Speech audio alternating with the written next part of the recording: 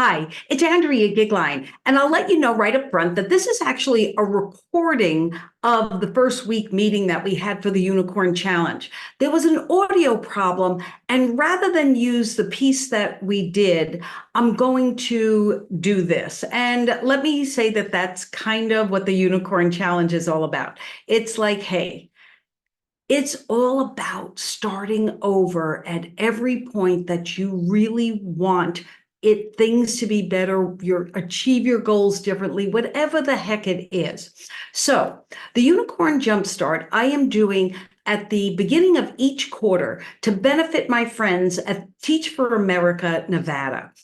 If you want to participate in the 4 or 5 weekly groups that I will do at the beginning of each quarter, all you need to do is make a donation to my friends at Teach for America, Nevada. And the link is in the description below.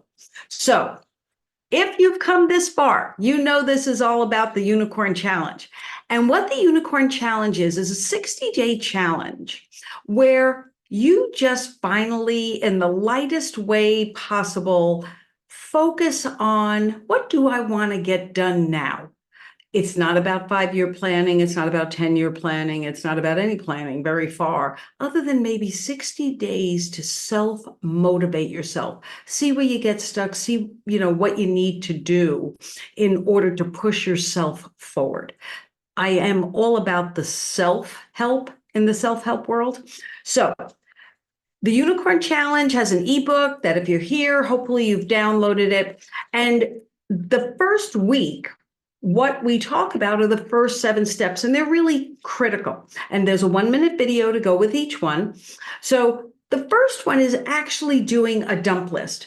And last week, I recommended a book that actually inspired me to have that be the first step. And it's a book called 18 Minutes by Peter Bergman. And it's especially good for people who are consultants. He had one of the best systems for putting everything together and then breaking it down. So step 1 is doing that dump list. There's videos, like 1-minute videos on YouTube that go with each one of these things. Then the next part after you have your dump list is to begin to sort and prioritize. Like, yeah, it's nice to have all these 10,000 pieces of paper and these notes and all of these things that you think you want to do, but in reality, maybe you don't want to do them. But you put them in one place and then you start to sort. What do I really want to do? And then the next step is each day, now that you've kind of committed that these things that are more priorities, what are the top 3 things that you want to do in order to push yourself forward? And here's where a very important tip, which is like number 4 or 5, once you've got your dump list, you've prioritized, you've picked your top 3, stop kidding yourself. Do the hardest thing first. One of the biggest errors that we make in trying to achieve our goals is that we use all of the wrong energy at the wrong time of the day. It's something known as circadian rhythm. There's a zillion things written about it.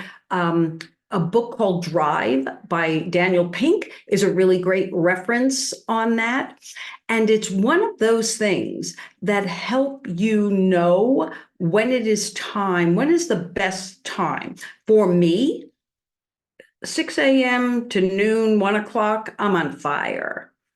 Evening, but I will tell you, it is now 5 o'clock and I'm recording this. That's a very unusual aspect.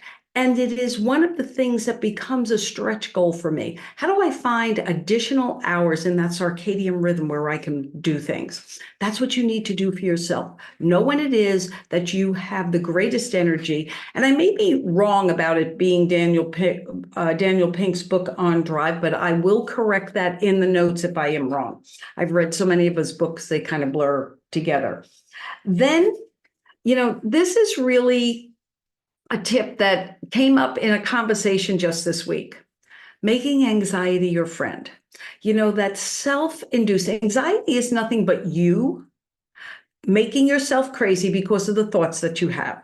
It is not actual fear because you know and see something is terribly wrong and you need to protect yourself. Like, you're at the base of a volcano in Norway you know that you have to get protection. That is not anxiety. That is absolutely grounded fear.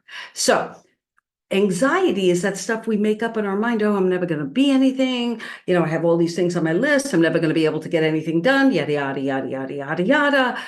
That is you making you crazy. And what I want you to do is make that your friend. You know what? It's just something that we do. Some of us do it more than others. There are ways to manage it. What I'm saying is identify how you do it to yourself and make it your friend. Stop beating yourself up because you do it. And then day 7. This is one of my most favorite. This is where you make a list of the top 5 people who are really your champions. What do I mean about really your champions?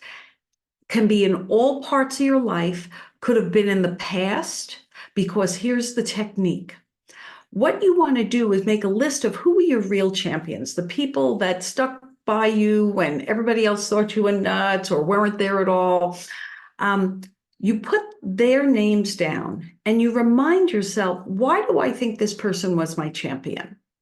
What you are attempting to do is recall the feeling of how they made you feel in your life and at different points in your life. The reason you want that list is that you want to remember you are never alone. All of this, whether it's a 60-day challenge or a 60-year challenge, you need to know you are not alone in it. That is the beginning and the first week of the Unicorn Challenge. If you can join us next week, we'll do the next 7 steps. And again, it's just for a donation for Teach for America, Nevada. I am Andrea Goeglein. Please subscribe. Please do the work. It works. Thank you.